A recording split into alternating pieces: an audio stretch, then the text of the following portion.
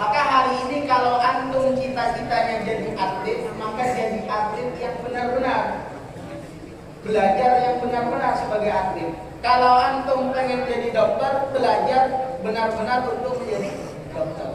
Nah, kompetensi itu pelakunya disebut dengan berkompeten. Jadi kalau antum punya kompetensi, maka nanti antum disebut berkompeten. Nah, apa hasilnya? Kalau antum sudah punya kompetensi, sudah ambil peranan itu gampang. Nah, pertanyaan sekarang yang muncul, kalau antum mau untuk punya kompetensi, kompetensinya apa? Kira-kira apa? Apa sih kompetensinya? Bingung. Antum mau jadi apa? Jangan malu. Cita-cita itu nggak apa-apa. Camkan setinggi langit. Ada yang mau jadi dokter? Angkat tangan. Oh, ada. Ada yang mau jadi polisi? Angkat tangan. Oh, ada. Ada yang mau jadi tentara? Oh, ada. Ada yang mau jadi pengusaha? Oke. Ternyata 80% santri Al-Quran ini pengen jadi entrepreneur. Ya, bagus. Angkatan-angkatan juga banyak, ya. Karena alumni sini juga banyak angkatan yang jadi entrepreneur, yang jadi pengusaha. Jadi bagus lah ya. Cita-cita antum itu berarti kaya, ahli zakat. Ingat ya, kalau antum jadi pengusaha, maka cita-citakan antum kaya di zakat. Ya, itu penting. Nah, bagaimana mau untuk tadi? Ya, 80% semuanya angkat tangan. Mau jadi pengusaha, angkat tangan semua. Nah, luar biasa nih. Jadi nanti antum semua penyedia lapangan kerja. Ya, kalau ada usaha berarti usahanya anak Al-Quran. Nah, luar biasa. Baik. Nah, ini yang harus kita ambil. Next.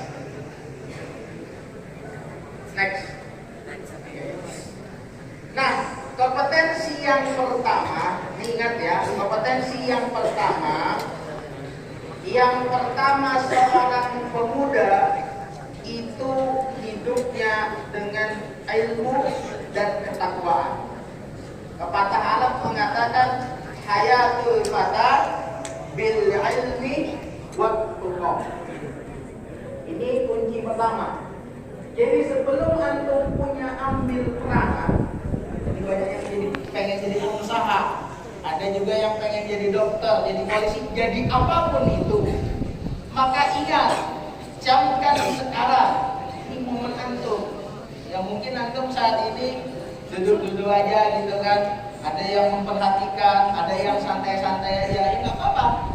Ya, justru dari situ nanti antum akan merasakan. Anda boleh cerita ketika di Pondok Al-Quran ini dulu juga macam-macam kawan-kawan itu.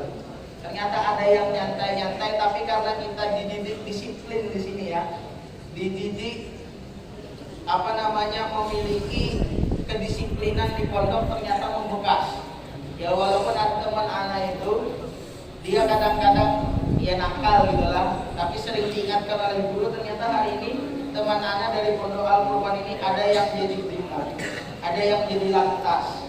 Itu benar, angkatan anak. Jadi ini camkan di sini. Nah, kita kembali ke sini ya. Penting antum perhatikan aja gitu kan. Perhatikan. Yang pertama adalah pepatah Arab mengatakan hayatul fata bil ilmi wat tuqah. Pemuda itu hidupnya dengan ilmu dan ketakwaan. Allah Subhanahu wa taala berfirman dalam Quran surah Az-Zumar ayat ke-9. Hal yastawil ladzina ya'lamuna wal ladzina la ya'lamun innama yadhakkaruna ulul albab. Allah katakan di sini, katakan sama antara orang-orang yang mengetahui dengan orang-orang yang tidak mengetahui. Nah, anak-anakku sekalian, adik-adikku sekalian, di dalam Al-Quran itu ada sebutan ulul albab. Jadi tingkatan orang yang cerdas itu dikatakan dalam Al-Quran itu dia adalah ulul. Itu pasti tingkatannya kalau sudah disebut dengan ulul albab, dia punya pengetahuan yang luar biasa. Nah maka antum harus jadi bagian itu. Kalau antum pengen jadi orang-orang yang tergolong daripada ulul albab, maka tugas antum adalah Nabi SAW katakan, talabul ilmi faridatun ala kulli muslimin wa yang namanya belajar. Nah, yang namanya belajar itu adalah kewajiban. Jadi yang namanya belajar itu adalah kewajiban, baik laki-laki maupun perempuan. Pepatah Arab pernah mengatakan bahwasannya talabul ilmi, menuntut ilmu itu minal mahdi ilal, tuntutlah ilmu, utlubul ilma minal lahdi ilal, dari buayan sampai liang